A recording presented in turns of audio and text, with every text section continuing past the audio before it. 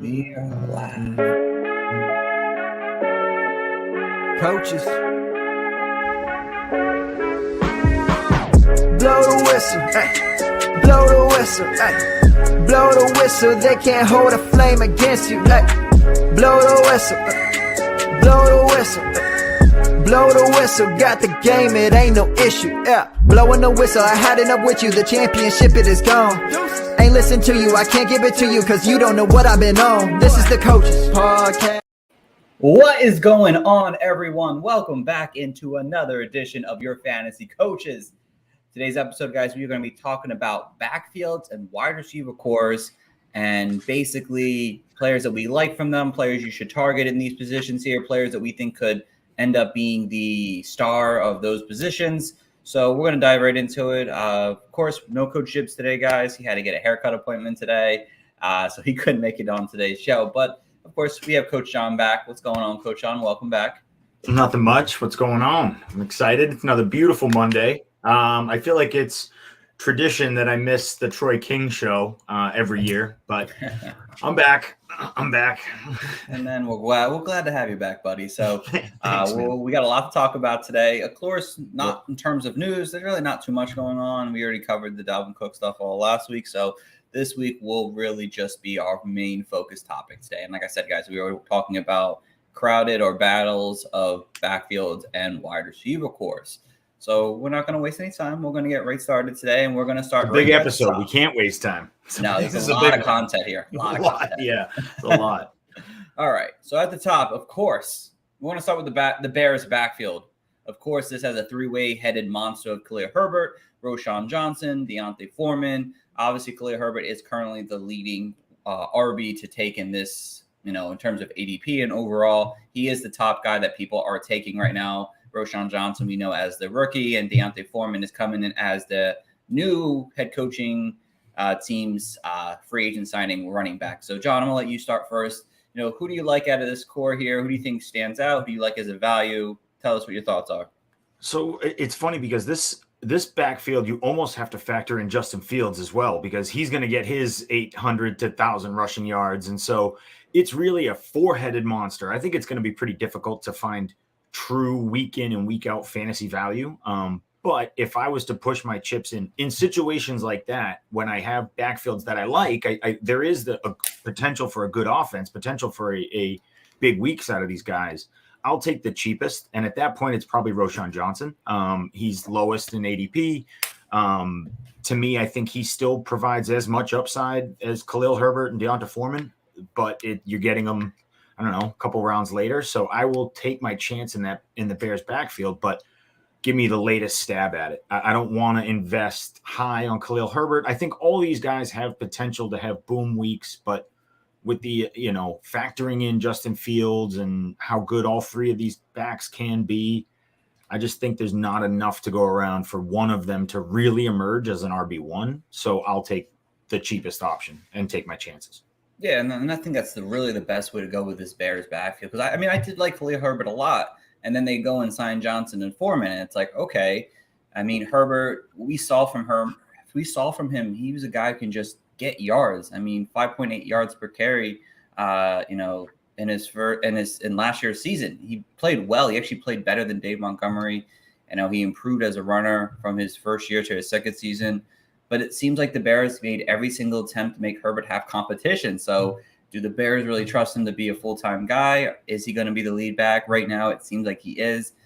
But you're taking him in round 10. Again, that's not too risky at that point. But again, if you want the best value, it's not Khalil Herbert at this point, because we've seen him kind of miss time, do some injuries here and there. So it is a concern in that motion. I like Foreman too. It's the thing that sucks. I like Foreman. He really got himself a bounce-back career, obviously, with Tennessee 2 years ago, last year with Carolina, and played well when he got the starting gig again. And it sucks because RB19 after CMC left last year, but now he goes to a position where I just don't see where he fits in this team, because I think Herbert is the better pure runner on the two-down set than Foreman is, even though he's the bigger back. Maybe goal line work, but that's not trusted. And then you get the Roschon Johnson, probably the best of the three in terms of pass catching. from what I've seen. I mean, even you go back to their days over in college. I mean, Foreman had 13 receptions. Herbert's had 34 in college. And then you got Roschon, who had 56 coming out from college right now. So clearly he's shown that he behind can Bijan Robinson as well. Yeah, exactly. Behind a generational talent. Exactly. He was able to produce even with that. It's perfectly right, John. So, and he's a great pass blocker. So you would have to assume that at some point he's going to get that passing down work in the offense there. So it's really going to be a three-headed committee where Herbert might see between the 20s, Deontay might see the goal line, and then Johnson's going to see the passing downs. But like Coach John said, give me Roschon Johnson to the later pick. I'd rather take somebody in round 13 and hope that they have, top 30 RB upside than take a guy in Herbert who's going in round 10. And I just don't believe Foreman has the willpower to actually beat one of these two out to be a full-time back, unfortunately.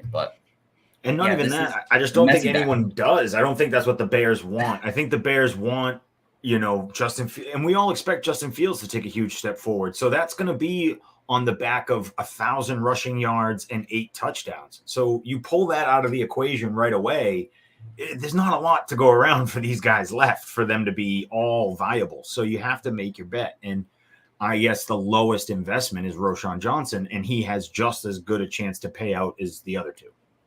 Yeah, of course. Justin Fields is going to take away work, unfortunately. That's just the way it works in this offense. It's the same with like the Jalen Hurts. Like last year, Miles Sanders, he'd have weeks where he was great, and then he'd have weeks where Jalen Hurts would run the ball in the end zone. And it's like, yeah, it just is going to happen when you have that style quarterback. Right. And again, I don't know what this team is going to change to. I mean, between Montgomery and Herbert, there was almost 330 touches on the ground outside of Justin Fields' power. So someone here is going to have to get work. And Herbert seems like the likely early down candidate, to be honest. But you're taking, if you're looking for a run back that's going to get you maybe, 10 to 12 carries a game, which I think he can, you take Herbert. But I don't know if the upside is there with the passing value. He hasn't shown that in the NFL yet. And Deontay Foreman can do the same thing. So if one's struggling, Deontay Foreman can come in and produce as well. And then Roschon can do that too. But you're getting probably the passing value out of Roschon. So I like the later ADP with him. Herbert sounds like the safe floor. But again, there's no upside with his game. So it's the way you take it. Whole backfield's a mess. But someone's going to get work in this offense. But I think we both can agree that Roschon is the better value play here. So yeah. All right, let's head over to the next backfield, and we have the Buffalo Bills with James Cook right now sitting at the supposedly top of the depth chart. Actually, Damian Harris, I think, on ESPN is the number one guy there, I think. I have to go look. And maybe that makes sense. But Damian Harris comes in at the next year. And then Latavius Murray. I don't want to forget out Latavius Murray. He did sign with the team here just this past offseason. So did Damian Harris, but not to the luxurious deal that Harris got, even though it was very minimal still. But it was a little bit more than the veteran minimum that Murray probably got. Yeah. So, John, I'm going to talk about this one here too. Who do you like out of this backfield? Do you believe that Cook steps up here, or do you believe maybe Damian Harris can handle that and take that next step for his game? Man, so this is hard for me because this is one where, anyone who's been listening to the show for a while knows I love James Cook and knows I loved him as a prospect. But I'm also very quick to transition when the team tells me otherwise. So the fact that they let Singletary go and brought in another kind of bruising between the tackles kind of guy like Damian Harris means they're comfortable with James Cook in the role that he had. He was, he is 130, 140 carries and then probably 40, 50, targets, catches. He's kind of in that ballpark. He's Alvin Kamara light. Like they never are going to give him 200 plus touches. They're never going to make him the bell cow. So I think I'm kind of out on that concept of James Cook, but if you're going at RB30, I still think he's electric enough to provide value. I think he has, pass catching and big playability that is great in an offense that is full of weapons and full of threats. And so he will get you chunk plays. He'll be, have big boom games, but I think the touchdowns probably lie in Damian Harris. If someone was to have a Jamal Williams-esque season where they just fall into 15, 16 touchdowns, I wouldn't be shocked if it's Damian Harris at the end of the year. I mean, he is going to be in a super potent offense and probably get 250 carries. It's like, he's probably going to be double-digit touchdowns, which means it's not going to be pretty. It's not going to be, beautiful every week. You're not going to, want to watch it. But at the end of the day, when he has 16 for, 80 and 2 scores, you're like, all right, that's a good week for Damian Harris. Thanks. And so I think it's Both have value. Lat Murray, I'm glad he got a contract. I'm psyched for him. But I think both guys kind of at their ADP do have value. It's just going to be in different ways. So it's how you construct the rest of your roster. If you take, your big swing plays at wide receiver, then maybe you draft Damian Harris later because he might be a little bit more consistent and still have that kind of touchdown upside. Whereas if you need that spark, that sort of big play, electric 85-yard touchdown type of play, that, reception, that could be a James Cook type of play. So I like both guys, to be honest. I really do. But I would probably, if I had to lock one into my lineup for the season, it would probably be Damian Harris. But I do still value James Cook. I definitely got. I only put Latavius Murray in there because You're not drafting Latavius Murray in any redraft league this year. Obviously, the way he's going, he's going to be a free agent until one of these guys get hurt, and which is really possible because, with Latavius Murray, he was RB22 last year, and he's averaged, since he's turned 30 years old, and he's 33 now. The last 3 years, he's averaged 600 yards and 5 touchdowns. He's been good for a 30-year-old back, and not many 30-year-old backs do that at that age. So he's just a name to keep your mind on once you draft these two. Keep him in your queue as any moment's notice, because this might be at some point the Bills starting running back. It's very possible with both these guys' injury history. I'm not saying you're going to draft them, obviously. Too far out of ADP range here, 246. That's like 25 rounds right there. But I will say this about Lat Murray. If you're in best ball, 100%, like last round of your best ball draft, I would grab Latavius Murray. You never know. Like there could be a 2-week stretch where he's the starting running back and he's like, it's unbelievable for you. So I do like the call of like understanding the depth chart and always know next man up, because if you remember correctly, a few years ago, Alvin Kamara was buried in the New Orleans depth chart. And then all of a sudden, by the end of the season, he rose to the top. So if you know these names deep down a depth chart, sometimes they do rise and later in the season show value. Lat Murray to me is perfect best ball. Like if you're in a best ball, you last pick, you got no one else, throw him on there. Right, exactly. And I think that's a nice way to put it, a best ball value for a guy like Murray. But over to the guys we're going to be talking about in terms of redraft this year between Cook and Harris. For me, like James Cook comes with a big risk. Taking him in round 7, round 8, to me, I feel like that's too big of a risk I'm willing to take unless I'm really doing like a 0 RB approach and that's my first running back. And again, that's kind of concerning as well for me because the upside is there. He's got the speed. He's got the breakaway ability in which you love to see. But a lot of people hyping him up because of his passing volume coming into the NFL. Again, just 4 games to over 4+ targets. That's, is that going to increase this year? That's likely. But under Josh Allen, the best running back ever in his time there, and it's been 4 or 5 years he's been in Buffalo now, was 53 targets. And that was by Devin Singletary. And I think that was this past year. So again, progression, obviously, which is nice. But, Josh Allen doesn't throw to his running backs. That's a big key to worry about for him. Is he going to see like an 80 target season? Likely not. So you're hoping that he improves his running ability behind this offense here. Again, in the games where he had double-digit carries, he had at least 50 yards. That's promising. But is he going to get the goal line work? That's a concern. I don't see them using him as a goal line back. That's my big concern. And if he rushes for 800 yards but gets 3 touchdowns, that's not really a breakout season. It's not really a high-end RB2 value there, as you might think it might be. It's really not. Right. The touchdowns come in a big, big way.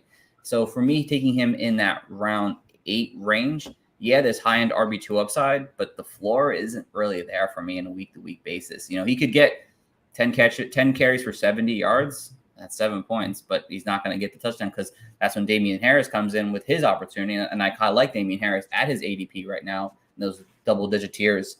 And again, he's been a guy who had a 15 touchdown season before, so it's not out of it's not out of the way. He has injury concerns, but you're not taking it high of a risk in round 8 when you're taking someone in round 10, 11. I prefer that big time. And, the one thing about Damian Harris is that last year he got off to a really good start. First 4 games, 250 yards first 4 games. And then he got hurt, unfortunately. And then that's when Ramondre Stevenson took over and had his season. So Damian Harris was on the verge of possibly breaking out last year. And now he gets an offense where he might not have to focus as heavy on the run, but because everyone's worrying about the passing attack, so he might get more opportunity in that way.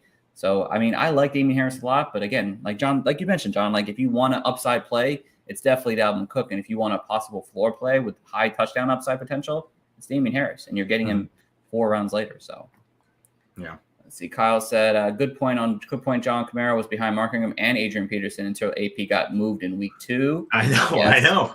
And then Nick Chubb was behind I know. so he got moved the same season. Yes. That's true. You got to understand. So that's the thing too. And that's what's great about episodes like this is understanding the depth chart. And it's like, there could be someone lurking that like, we'll get to some of these backfields, but Derrick Henry, if Derrick Henry gets traded week 5, like I wouldn't be shocked. And so, you got to understand and think about that stuff. So, well, let's keep going. I digress. Thanks, Kyle, for supporting my thought.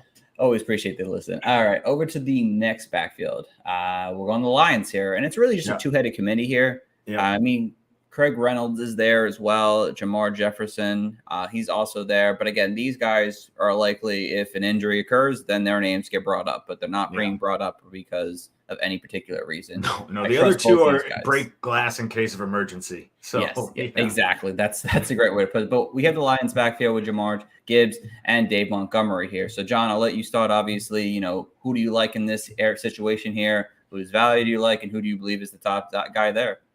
So honestly, I like both guys, and I genuinely like kind of both guys at their ADP. I think Jahmyr Gibbs going RB15 is a little crazy rookie year. I think people at 35 overall. 35 overall is a little crazy, man. That's really rookie fever, in my opinion. That's heavy rookie fever, and I think the departure of DeAndre Swift kind of right away just added more gasoline to that fire. But clearly, Detroit has a plan. They drafted him high. They traded away DeAndre Swift, who I think the writing was on the wall for them to kind of part ways with him anyway. So it just looks different when you draft someone that high and then trade them. So and bring in David Montgomery. So they're revamping this entire backfield. It's going to look totally different. But I do think this will shake out into a pretty even 50-50 with a lot of the passing work, obviously, and sort of the electric swing plays, screen game, kind of the big chunk play stuff going to Jahmyr Gibbs. And this offense, believe it or not, was really good last year. I mean, it was a top 5 offense. So I get that they don't have Jameson Williams to start the season, but Jared Goff showed enough to me that he can sustain a legitimate offense. And they didn't do anything really to help that defense much. So they're just going to go into another season where they're going to try and go toe-to-toe with these teams. And I think Detroit is amassing enough pieces in the tight end room. I think they have a superstar in Amon-Ra St. Brown. So the offense could be good again. And again, we didn't see Jamal Williams walking into 15, 16, whatever crazy amount of touchdowns he had. But David Montgomery easily could do that too. The same way we talked about the Buffalo backfield. It's crazy to think, but I think similarly to this, and the reason why you're drafting them higher is because we just saw it last year. I mean, the offense can be good, can be great. And I think people are really starting to buy into the Lions. So you're paying up for it, but the same sort of potential. Jahmyr Gibbs is going to be your electric, big play, screen game, rookie, super fun to watch, have big weeks. And then David Montgomery is going to be your, typical plodding LeGarrette Blount, beat up a defense, get your touchdowns kind of guy. So it's take your pick. And to be fair, I think RB15 for Jahmyr Gibbs is a little high. You're kind of drafting him at his ceiling. Like if he hits, it's probably that. So I don't know if I'm really in there. I think there's other value. But if you want to draft him because you like the Lions or you're having fun, then I get it. But I do value David Montgomery where he's at RB26. I think he can easily pay back on that. He's a solid RB2 for me. So yeah, that's kind of how I would just break down that backfield. I think Jahmyr Gibbs closer to RB18 for me, RB19, than he is RB15. Yeah, no, definitely. I mean, both these running backs scare me because they've already suffered some sort of injury in minicamp already, so that's already out there. That's fair. But Gibbs is a player that I felt like was a guy who could probably get injured pretty easily. Dave Montgomery has dealt with injuries over his career, so they scare me in terms of that. There's a lot of upside, but there's a lot of risk with both these players. With Dave Montgomery, he's supposed to be coming in to take that Jamal Williams role there. But, Dave Montgomery hasn't always been the most efficient back in terms of the groundwork, which is, he's averaged, I think his time average is a 3.8, his career average in 4 seasons, which isn't great. I think they brought him in. I think they mentioned this before, was that they wanted to bring in a back that wasn't so predictable. They brought in DeAndre Swift. They knew they were going to pass. They brought in Jamal Williams. They knew they were going to run. Dave Montgomery has turned into a guy who can catch a lot of balls, and he was doing that a lot in Chicago over the last few years of his career there, after being a guy who could barely catch a ball for some reason. And they just turned into a guy who saw, 50-plus targets in back-to-back seasons here. So, Dave Montgomery at, 78 overall, I feel like that's a little high overall. I mean, we're all banking that he gets this big touchdown upside, and then that's what we're all banking, is that he's going to see 15 touchdowns or something like that. But I feel like his ADP is a little high for his own well-being there. He should have a solid season as long as he, stays healthy, which is big for him. And then look at Gibbs. I mean, Gibbs is very, very explosive, very, very twitchy kind of player here. Are they going to use him more on a 50-50 run pass, so it's not predictable when Gibbs is in the game? That's going to be a wait to see, because they didn't do that with Swift. They didn't allow him to run the ball enough and then just focused on the pass with him. So it made it very predictable when Gibbs went in the offense. And then are they going to give Gibbs more opportunity in the red zone? That was a big thing with DeAndre Swift, is that, we get down to the 3 and then here comes Jamal Williams in, touchdown. And is that going to be what Dave Montgomery's going to do, come in and take that goal line work? I mean, Williams had 58 opportunities in the red zone. Swift only had 36. Again, he missed games and stuff, but still. So that's a big thing to me, is he going to get that red zone look? Because if he's not getting the red zone look, and like I mentioned a couple of players back here, I don't want a guy who's going to see 4 touchdowns on the season here. Right. But then he has to get 60 plus, 70 plus targets. If that's the case, then he's going to have to catch 40, 50 balls to make up for that at the end of the day here. So to me, that's my big concern with Gibbs. Taking him in the 3rd round, you want him as your RB1? I don't know if I want him as my RB1. Do I want him as my RB2? People like to go RB heavy early. I'm not one of those people. I probably won't have many shares. Just like my rookie draft, just because I just unfortunately couldn't get him. But I probably won't have a lot of shares of Gibbs this season because of where he's going right in ADP. And I feel like that's just going to continue to rise. Like, he's going to go early 3rd round. I'm like, I don't want to take a player. I don't want to take my first running back if I'm already taking one late round 1, early round 2. So I'm probably going to be mostly out on Gibbs. He's going to be hopefully having a good season. But in terms of where his ADP is right now, I just don't care for it. Again, I believe with you, 50-50 split. Gibbs should see more targets, obviously, but Dave Montgomery can't catch the ball, so I don't know how that's going to work. So, yeah, to the Gibbs point, for sure, I think 3rd round, top of the 1st, a little rich. Like, that's too high to be taking Jahmyr Gibbs. Like, I understand if you want to, air quote, swing for the fence, but that's still, there's other players you can do that with there. Right. But David Montgomery, to his defense, has always given you RB2 years with spike stretches, even in a bad Chicago situation. And so I think getting him at RB26 is fair, because I think RB26 is kind of like his floor. Like, I don't see a situation outside of injury. And if you think he's going to get injured, then that's fine. But outside of injury, I don't see a situation where he's lower than RB25. And so you then get him, I'm getting him at his floor, and then with the chance that maybe he does get 12 touchdowns, like maybe he does have that outlier touchdown season, and I'm getting an RB9, right? Like, so that to me is like, there's no world where Jahmyr Gibbs is returning value on RB15. It's like, that's just, if he hits RB15, you're happy. Like, that's a miracle. So that's the only defense I will say to David Montgomery. But I hear you. I do hear you. He does have super injury concerns, and it's not been pretty over the years. But I think a lot of that has to do with a garbage Bears situation. And the Bears finally start to figure it out, and they move on from him. And he's probably looking around like, what the hell? You guys finally start to figure it out, and now I got to go move. The running efficiency is probably what did him in. They don't want to pay. Don't want to pay a running back. No, they don't. Nobody wants to pay a running back. Nobody does. Kyle made a good point in the chat. Possibly having the second most targets on the team here, which is possible. But then he goes, there might be better bets in the 3rd round. I mean, could be. I mean, if like Waddle, like DK Metcalf, Devonta Smith are in that range with Gibbs, I'd probably want the receivers personally, but that's the way I think about it. But let's move on to the next backfield here. And it's my Miami Dolphins. Devon Achane comes in here at the top, Raheem Mostert, Jeff Wilson here. Coach John, talk about this. Who do you like? Obviously, the best. What's the better value? And you go from there. So this one is This one's tough because it could go away with Dalvin Cook being here. But I was gonna say, so we're assuming no one else signs. Is that what we're assuming? We have to assume because he might never go there, so we have to assume. Okay, all right. So I'll go under the assumption I don't think anyone signs there. So if I don't think anyone signs there in this situation, again, I'm not the biggest Devon Achane fan. I never have been, and I just don't know. I understand that his skill set is fun, and I understand that his skill set in the hands of Miami specifically. Miami was one of the only situations where I was like, okay, this maybe will make me pay attention. But even still, the more I look at it, the more I think 2 or 3 design plays a game is not enough to really return a lot of fantasy value. So I just don't know. I don't know with any of these guys because it stinks, because I think that they're going to be a good offense. I know they're going to be a good offense. I know that one of these guys will emerge. I just can't figure out who to put my bet on.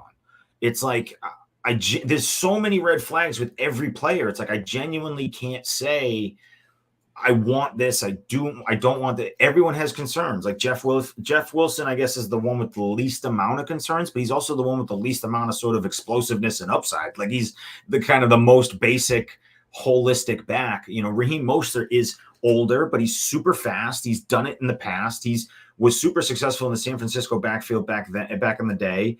Devon Achane, very electric. People, love his speed, his agility, his quick twitch muscles is crazy. So, with people having to worry about the speed of Waddle and Hill, I understand that underneath there's room for these guys to work. I just don't know who I want to bet, to be honest with you. I genuinely don't know who I want to bet on. So I guess I would have to say Mostert, just because I think speed and veteran presence. When Mostert's on the field, he'll be really good. And I'll just assume that he's going to get injured at some point and just know that I'm like, I'll use him while I got him. And then once he's hurt, I'll cut him right away and just say, forget it. So that's probably my bet is Raheem Mostert, and then assume by week 5, I don't have him. Yeah, no, I think that's a great way to put it. And to Kyle's point there, yeah, Achane is definitely not a good in redraft, but better obviously and more in a dynasty, hopefully long term. But I agree, because if you look at his, you think, all right, who's the best running back? It could be Devon Achane off the bat. You could easily think he's going to be the best bet.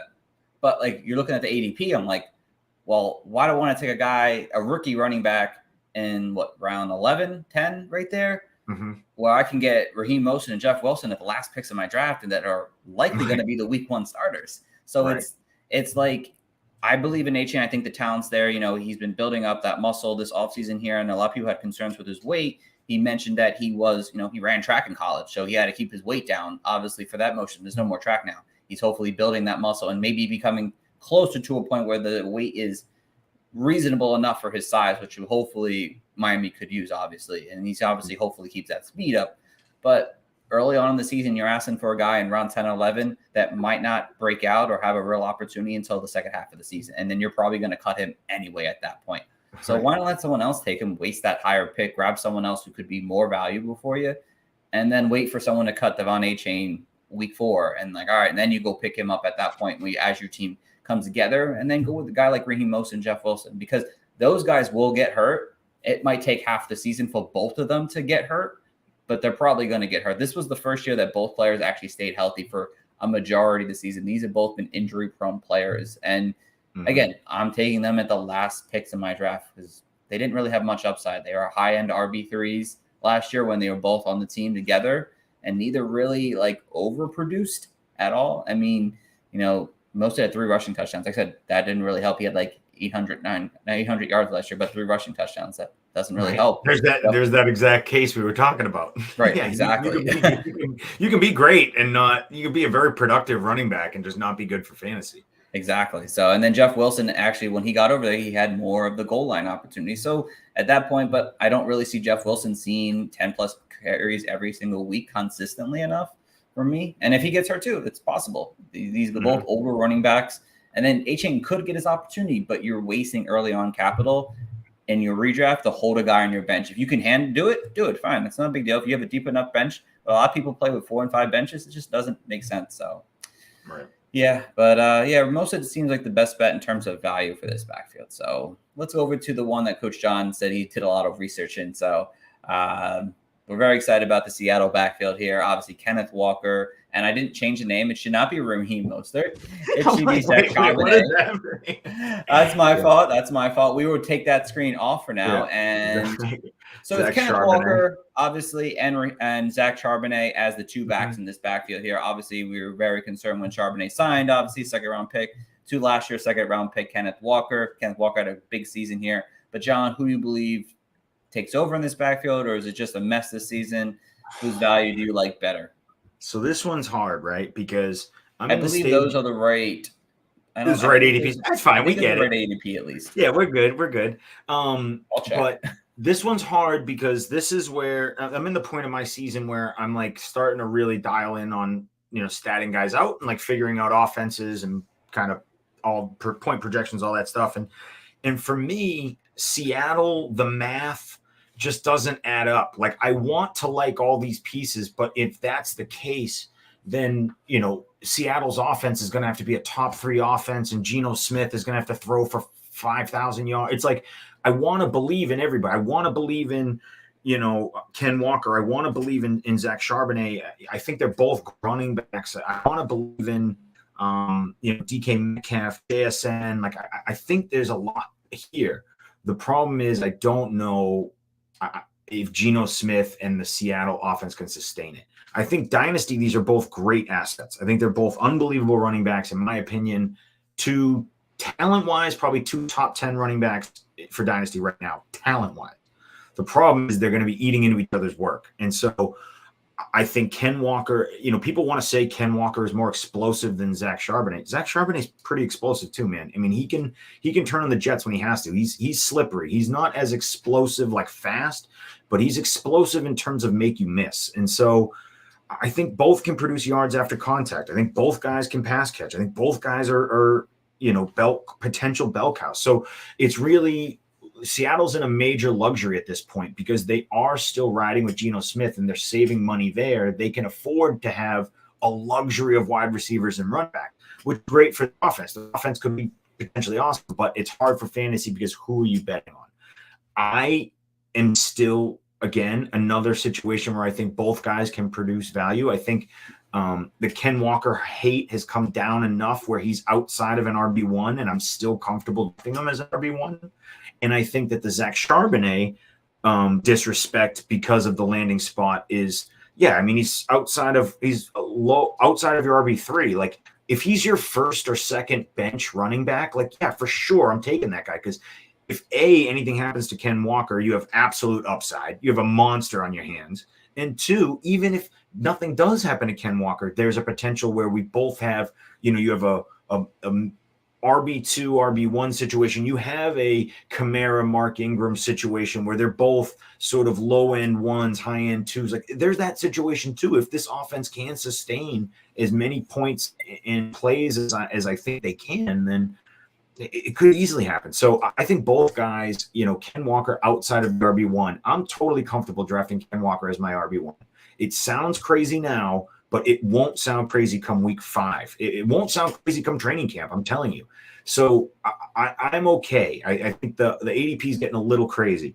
I'm okay with both guys. Now, I won't want both guys on the same team, obviously. I want both guys done different. I like both guys for different reasons, but you're limiting your upside pre-season drafting both guys now. Like, you know what I'm saying? Right. So draft one of them and make your bet. But they're both good bets, I still think, at this point. I think Ken Walker, I think he's probably, if I had to guess, I think Seattle it's going to be probably a 60-40 split, similar to what Penny and Walker were doing before Penny got hurt. I mean, and again, Penny and Ken Walker were both kind of thriving and surviving, and then Penny got hurt and Ken Walker exploded. So there is a world where both guys can exist and have fantasy value, and I think that it's more realistic than people want to admit. This Seattle offense could be awesome. It could really explode.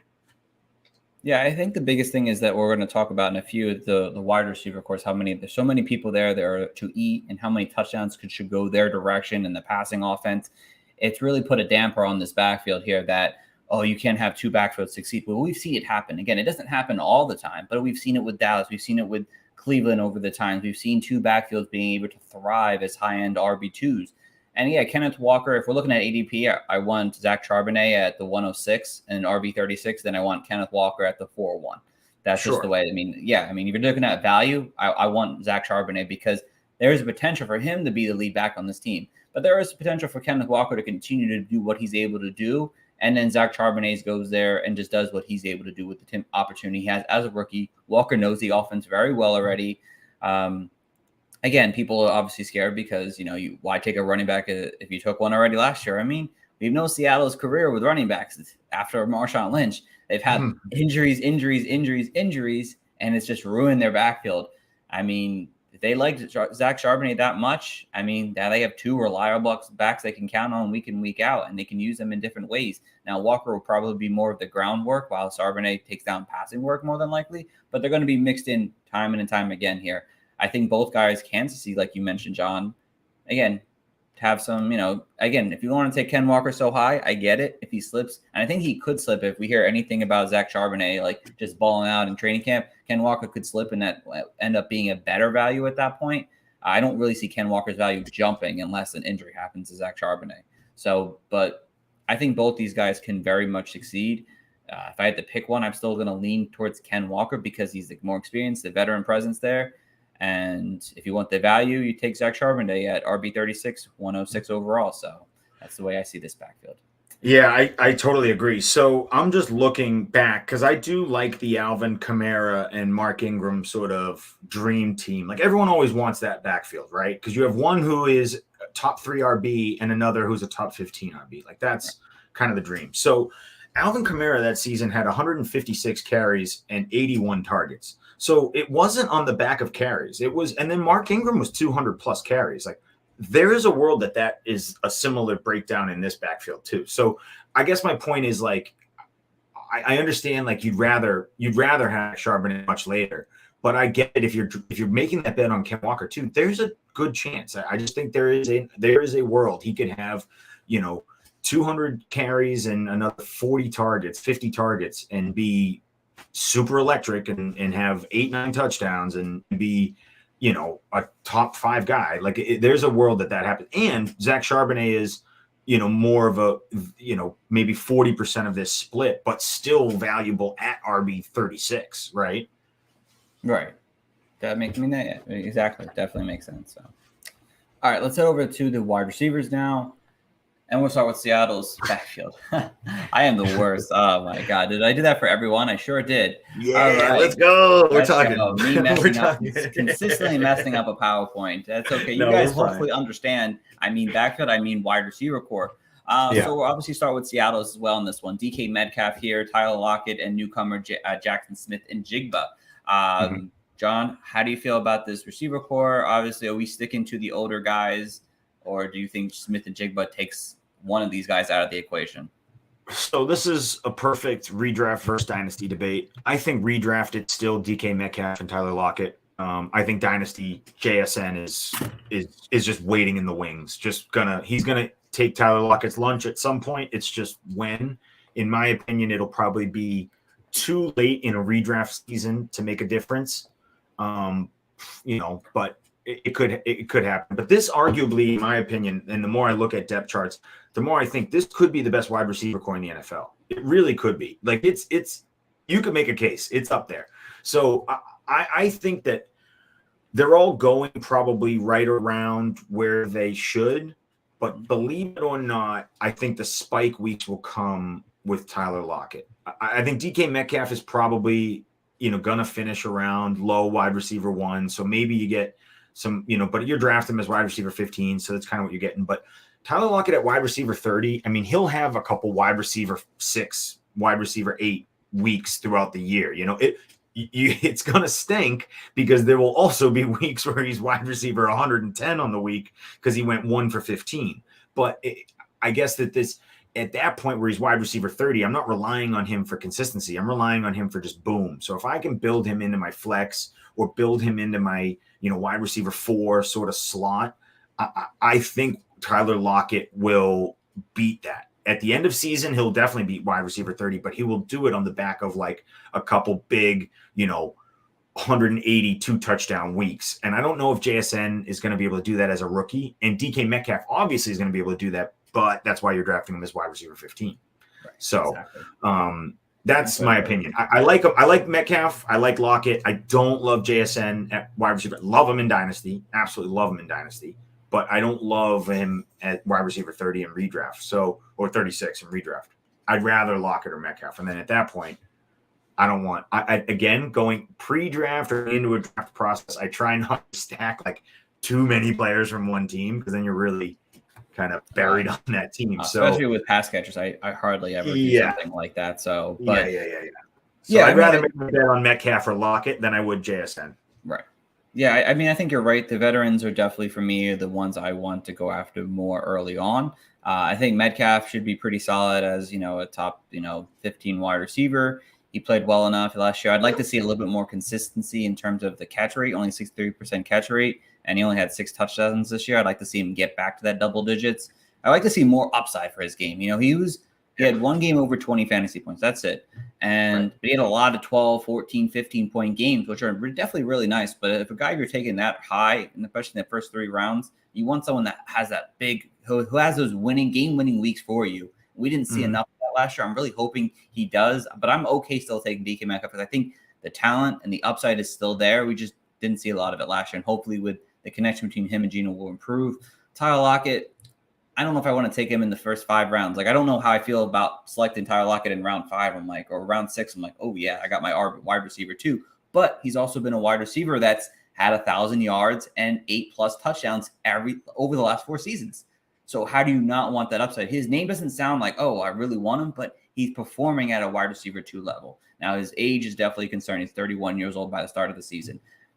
You hope that he continues that. I mean, I don't know when he's going to fall off. I mean, he was putting up big games late in the season last year. So it's not like he had a big first half and then fell off at the end of last season. He consistently had great games. Again, he also had one 20-point game last year, but he had a lot of 15, 14-point games last year too. So I don't know if I want to take him in round 6, but if he rolls around 7 or around 8 because of his name, and I feel like his name doesn't really shoot high upside, I'll take him.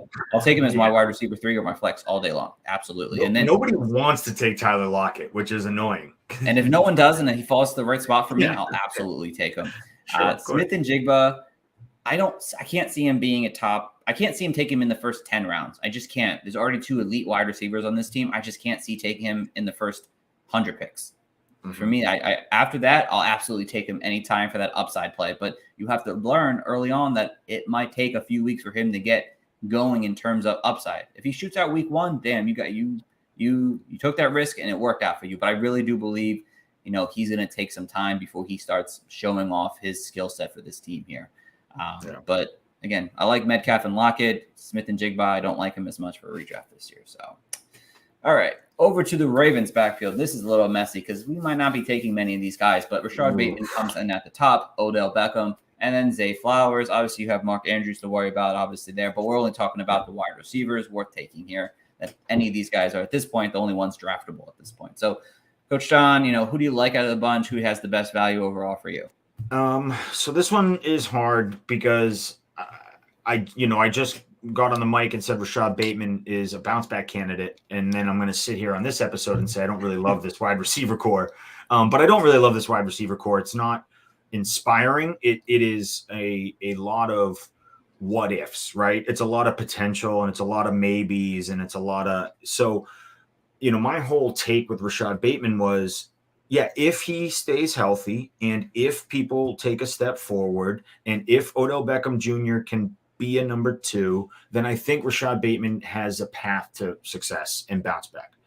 But I also am now going to sit here and admit that there is a world that Odell Beckham Jr. is toast, Rashad Bateman can't stay healthy, and Zay Flowers is just Zay Flowers. And so there's a world that this wide receiver core unravels by week 6. And so I just think that I would bet on Rashad Bateman because he has the most upside. I think he has big plays still in him. He has a connection with Lamar Jackson, clearly, but it does scare me. But I think, again, like we talked about on the episode, at wide receiver 46, I'm okay with that investment. Like at this point, I'm not asking him to be a consistent wide receiver 2.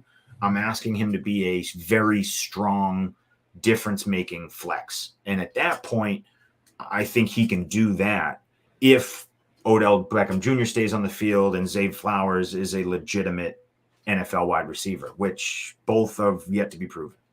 But if you have to rely on Rashad Bateman again and make Rashad Bateman a 10, 12, 13 target guy, he's going to break down. That's not what he's built for. It's not him. And so that's my fear, is that's what could easily happen. And so I would still make the bet on Rashad Bateman. But I'm now thinking about it and looking at it on a spreadsheet, on a graph. When you look at the ADP, I'm looking at it and I'm saying there is more risk than the beautiful picture I painted last episode. Right. I mean, we look at ADP and we're looking at this wide receiver core as a whole. Making Rashad Bateman is at 105 doesn't seem as like, I think that's a good play at that point. Yeah, maybe there's some bounce back, but one thing I looked up, he had on 4 catches, he had 191 yards. He only had 285 yards. So he's a true boom or bust player. And he's extreme. You could take him as your bench. These are all bench players. Easy enough. They're all bench players. Again, I probably want to take the shot on Zay Flowers. I think his upside is in terms of yards after catch ability is fantastic. And I'd rather take a shot on him at that point. Again, I've never been a big Rashad Bateman fan. You can go back to episodes when we were talking about Bateman's wide receiver class. I was not a fan of him. Odell, I don't know how to trust him. He's over 30 now. He's such a wild card. Year. He had just 3 seasons of 15 games. He's such a wild card. He averaged like 38 yards with the Rams. In the playoffs, he had 288 yards, but he really hasn't been himself in over 4 years. So what is going to change? And he's a quarterback that doesn't throw the ball as much, even though they say they're going to throw the ball more. But at the end of the day, when you're in the middle of the game and Lamar Jackson got the ball in his hand, he don't see his wide receivers open, he's just going to take off and run.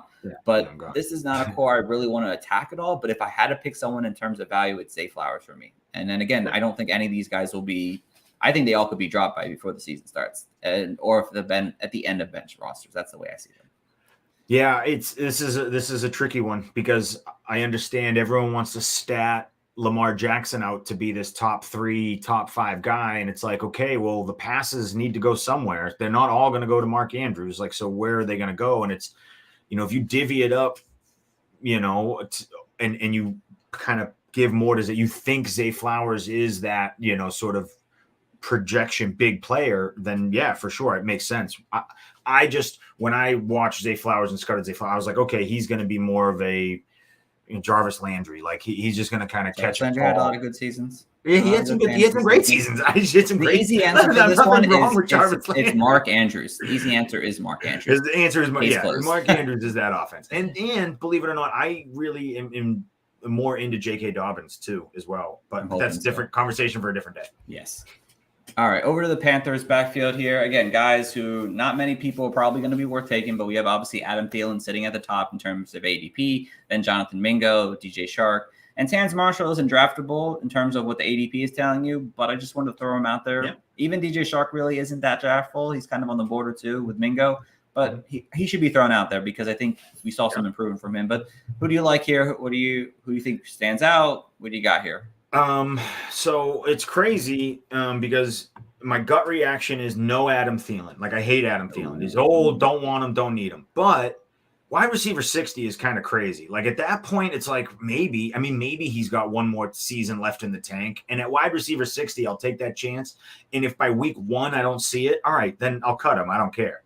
So to be honest, all of these guys to me are perfect, like late round, take them. And if you don't see anything by week 1, week 2, cut them. Like DJ Chark, Adam Thielen, Terrace Marshall. The only one is Jonathan Mingo. If you draft him, you hang on to him because he's going to develop throughout the year. But Thielen, Chark, and Marshall, like you draft them late. And then by week 2, if they're not doing anything, then cut them. Forget it. Move on. So they're all low investment players. So they're all fine. Like you can draft any of them. They're all fine. They're all whatever. I think the most upside probably lies with Chark or Mingo. Chark because he's proven it before. He's done it on the NFL field. He can't seem to find a team to really commit and invest in him. But when he's seen 85, 90 targets, he's produced top 20 wide receiver numbers. So, I mean, he can do it. And then Jonathan Mingo, obviously, the franchise that drafted him loves him. There's a ton of hype around him. Rookie quarterback. Like, there's obviously potential there for him to really break out and do something special. If we all think Bryce Young is the quarterback that we think he is. So those are the two that I would probably make my bets on. But looking at Adam Thielen at wide receiver 60, I'm like, I wouldn't hate someone taking a stab on that either. So, right. And Terrence Marshall is probably not draftable, but definitely on your. He's definitely not. He's definitely on your radar. He's definitely on your radar, like waiver wire radar. If by week 3, week 2, week 3, he starts to heat up like he did kind of the middle of last season, maybe prioritize him on the waiver wire. But I would rather go with Mingo or Chark. Right. Yeah. I mean, with Thielen, I don't want anything to do with him. Honestly, I'm sorry. He was a great player for such a long time, but he was not able to produce with Justin Jefferson handling the defense outlook and he had over 100 targets. It's not like he had like 40 or 50 targets. He's like, he didn't get a target share. He's going to get a lot of targets in Carolina. Well, he had 100 targets last year. How much more do you want him to get? He's not going to be someone I'm going after. Mingo, I could take a shot on. Absolutely. I don't know how well he's going to develop over on. And he has, yards after the catch ability, quickness, things that could probably help Bryce Young get the ball out of his hands quickly. And I'd love to see how that develops as the season goes on, but it might take a slow time for him to get there. He did go higher than I think a lot of people expected him to go in early round 2 for the Panthers. DJ Shark's kind of interesting. It's been a while since he's had a good season. It's been a long time. He's been at 3 teams in the last 3 years. But over the last 6 games with the Lions, he had 3 games over 90 yards. So that is an interesting, maybe best ball player kind of play, but maybe last pick of your draft to see if maybe he can step up and truly get back to that, spot he was when he was with Jacksonville. Terrence Marshall, you're probably not drafting him, but like a Latavius Murray thing, you kind of see and kind of like just keep your eye on this guy because he could end up breaking out early on. There was potential for him when he came out here, bigger receiver, flashy receiver, good route runner. He did triple his production from 190 to 400 yards.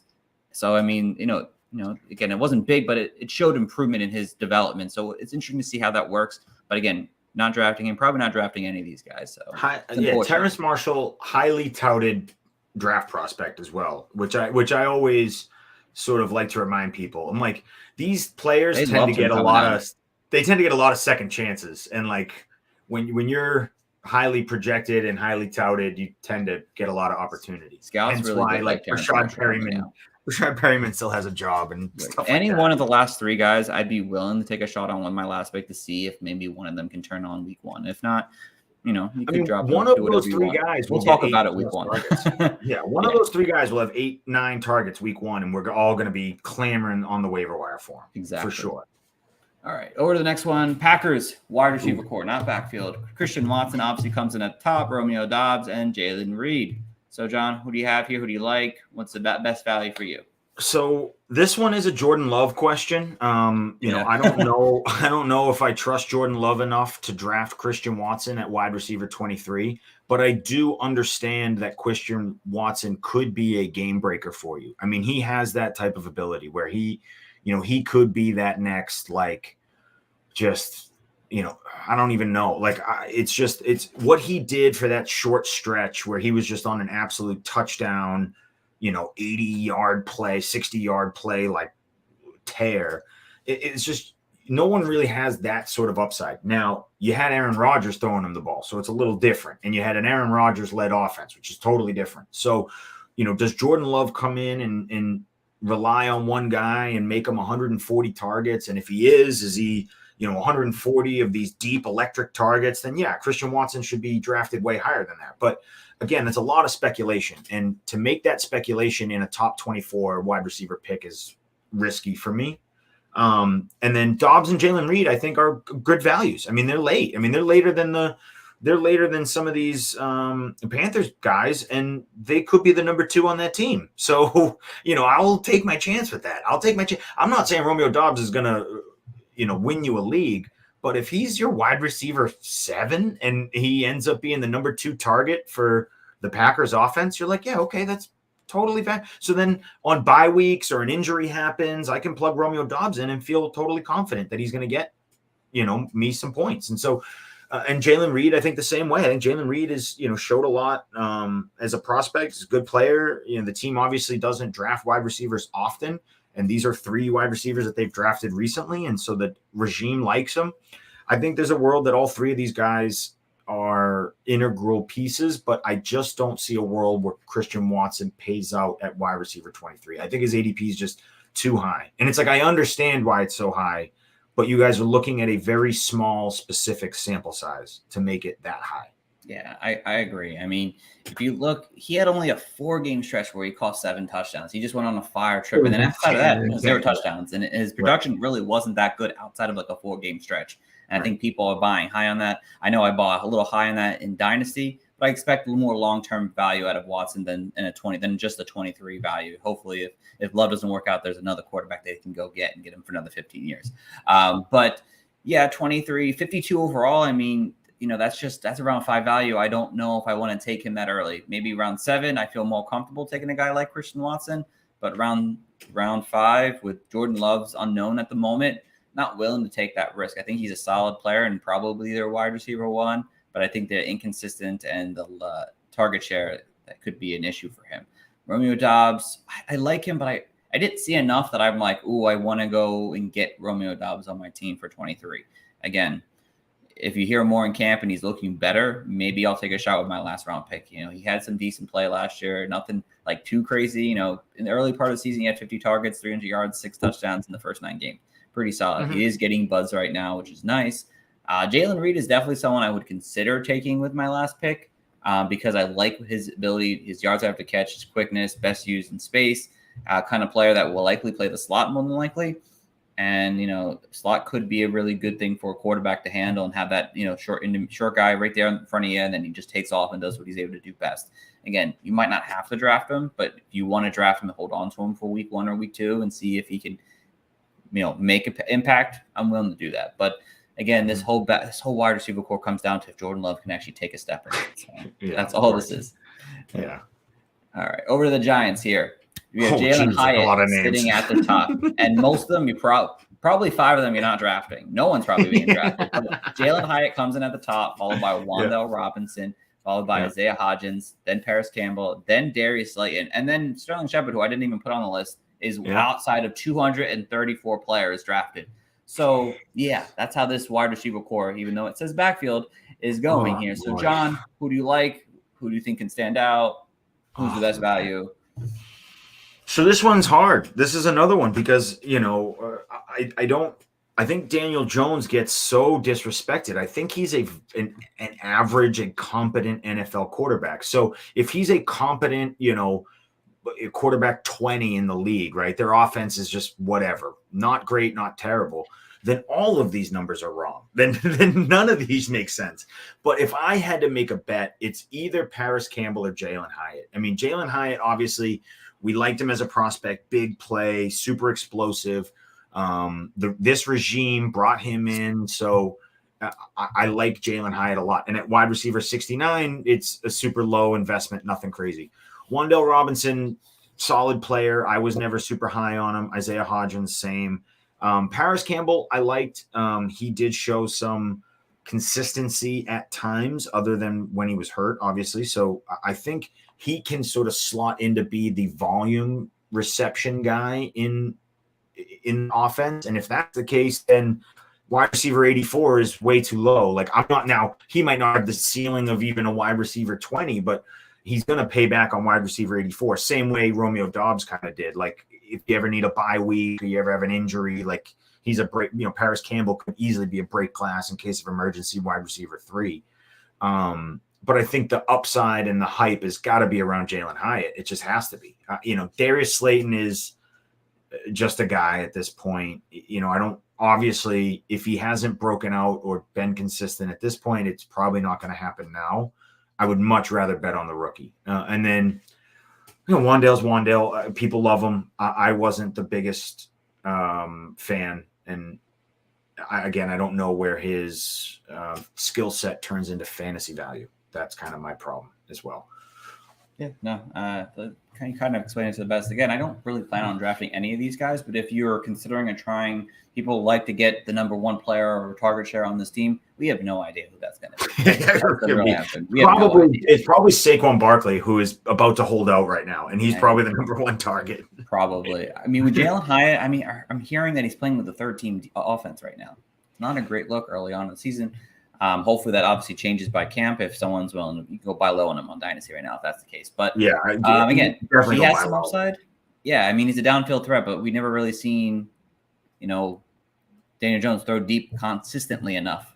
So is that going to be something that Hyatt's going to be 3 targets for 70 yards consistently? Probably not. He's probably not going to be a consistent player.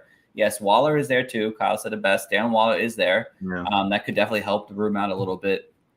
Wanda Robinson, he had gotten his opportunity. He had one game where he had like 10 catches for 100 yards, but he got hurt. So it's hard to trust him if he's going to really take that step. I wasn't too high on him coming out last year. Isaiah Hodgins had a nice stretch at the end of last season where he had, if I had my notes up, he saw like 7 of 9 games at the end of the season with like 30 plus catches. 30 plus yards. Again, that's not a big thing, but he was a little consistent in terms of a floor play. Paris Campbell, I heard, is potentially being used as a running back. So that's interesting. He finally stayed healthy last year, but he's been in the league 4 years and he played 1 healthy season. Kind of hard to trust that. The only guy I would consider personally, if I like, and it could be more for deeper leagues, is Darius Slayton. Darius Slayton has been a guy who saw 700 yards in 3 of the last 4 seasons. He hasn't really seen the touchdowns to be kind of noteworthy. He had 8 his rookie year and then 7 over the last 3, which kind of sucks. So, like I said, touchdowns matter for a lot of players. So if they're not getting touchdowns, but they're getting the yards, it don't matter. They don't get shown out the same way. But in his final 8 games last year, he put up 5 games over 60 yards. So it showed that he was getting work in this offense here.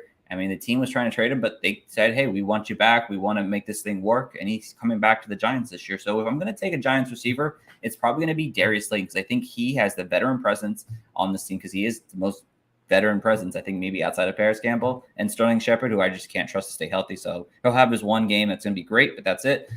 Slayton is the guy I'd probably want to pick to lead this team early on for yards, not yards, but targets outside of like maybe Waller or Saquon. So it's just so interesting to me just now from like a GMing standpoint that the Giants are in a situation where they need to make a decision on Daniel Jones because they made one. They did. They gave him a lot of money. they have an out after year 2, so they don't have a real commit. Like they're not paying him like a legit like.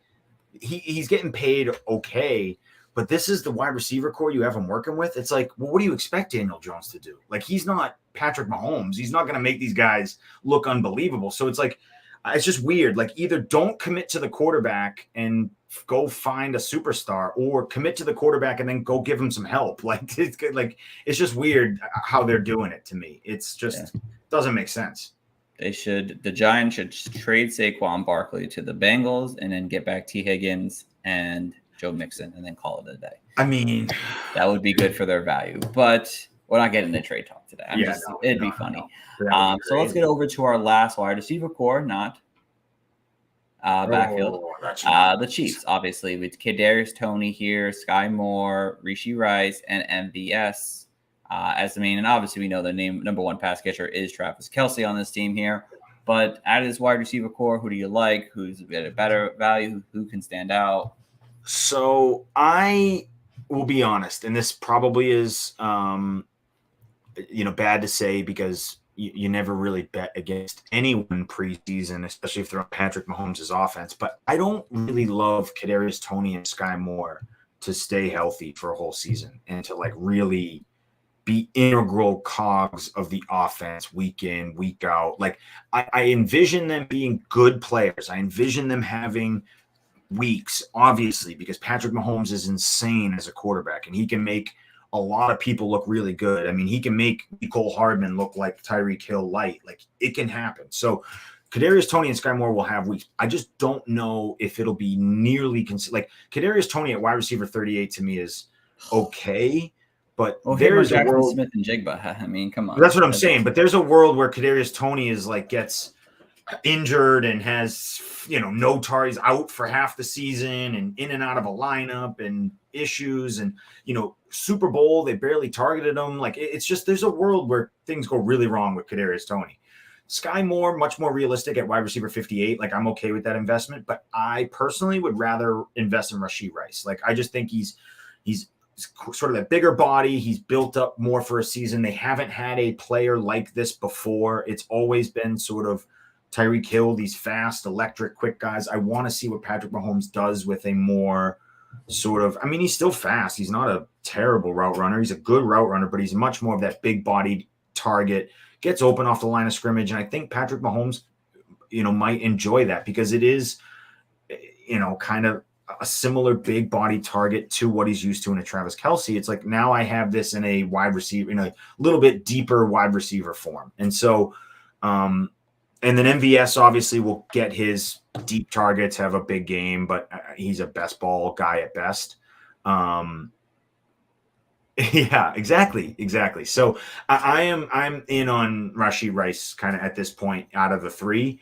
I do understand the upside and the thought process behind Kadarius Toney and Sky Moore, but I just don't love them. I just, at some point you have to have conviction and thought and thought process. I just don't see a world where they're staying healthy and gonna be legitimate fantasy contributors week in, week out. I just don't see that.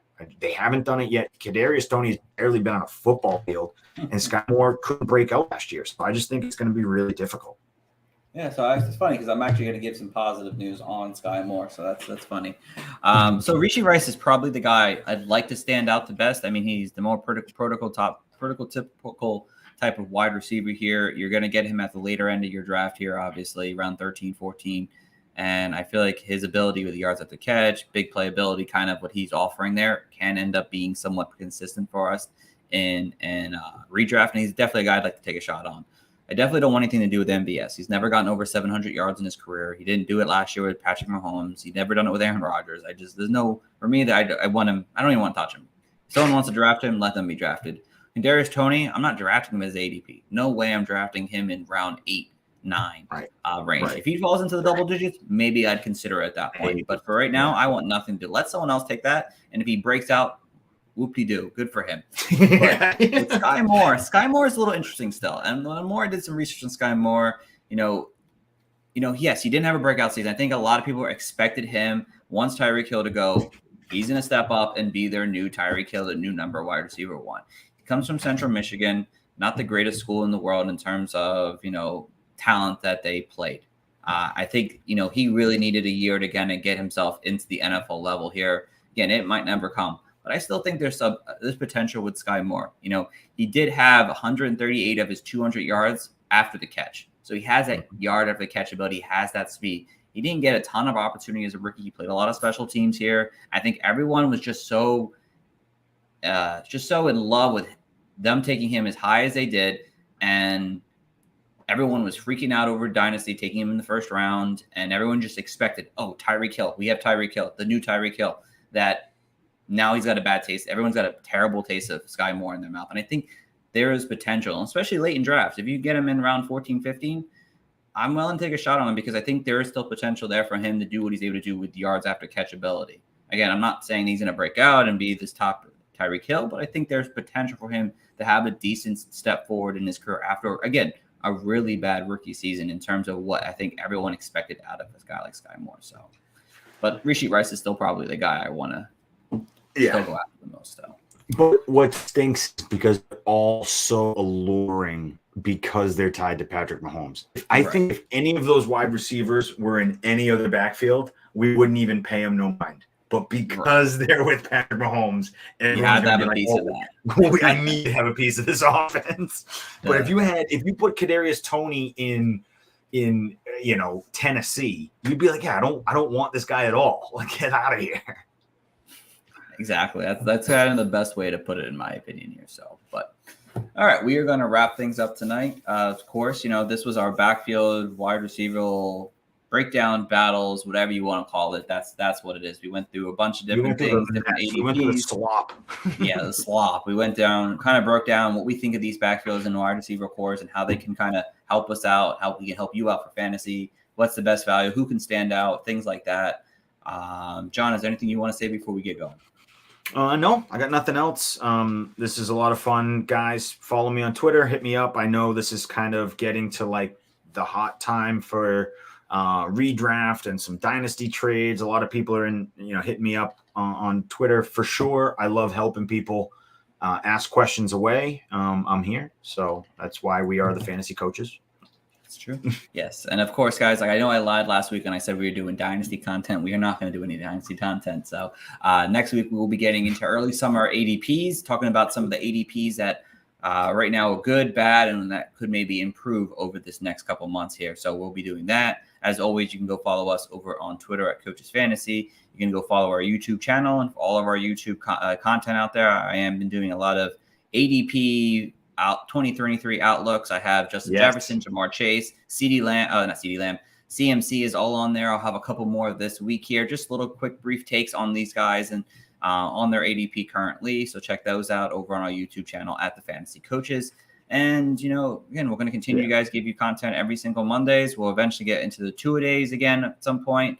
But for right now, we'll be back next week again talking ADP. So until then, guys, thanks for listening and have a good one.